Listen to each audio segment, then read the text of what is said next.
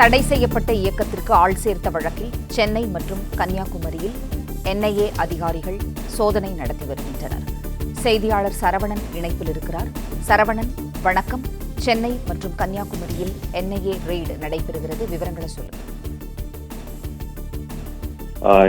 ஹிஸ்புத் உத் Tahrir என்ற ஒரு உலகம் முழுவதும் பல்வேறு நாடுகள்ல தடை செய்யப்பட்ட அமைப்பு.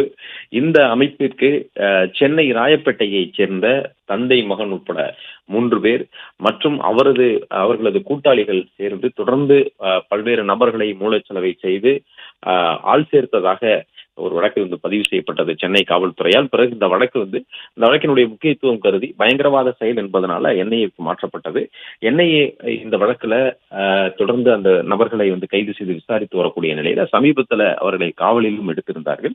அவர்களுக்கு கிடைத்த தகவலின் அடிப்படையில தற்பொழுது சென்னை, தாம்பரம், புதுக்கோட்டை மற்றும் கன்னியாகுமரி ஆகிய இடங்களில் எல்லாம் என்ஐஏ இன்று காலை முதல் சோதனை நடத்தி வருகிறது. இந்த வழக்கிற்கு தொடர்புடைய நபர்கள், சந்தேகத்திற்கிடமான அந்த நபர்களுடைய இடங்களில் இந்த சோதனை நடத்தப்பட்டு வருவதாக என்ஐஏ தரப்புல கூறப்பட்டிருக்கிறது. ஏற்கனவே இந்த வழக்கு பொறுத்தளவில் 5க்கும் மேற்பட்ட நபர்கள் கைது செய்யப்பட்டு அவர்களிடம் 2 முறை அவர்களை காவல் எடுத்து விசாரணை செய்யப்பட்டிருக்கிறது. அதன் தொடர்ச்சியாக அவர்களிடம் தொடர்பில் இருக்கக்கூடிய நபர்களையும் கண்டறிந்து இந்த சோதனை மேற்கொள்ளப்பட்டு வருவதாக என்ஐஏ தரப்புல தெரிவிக்கப்பட்டுள்ளது.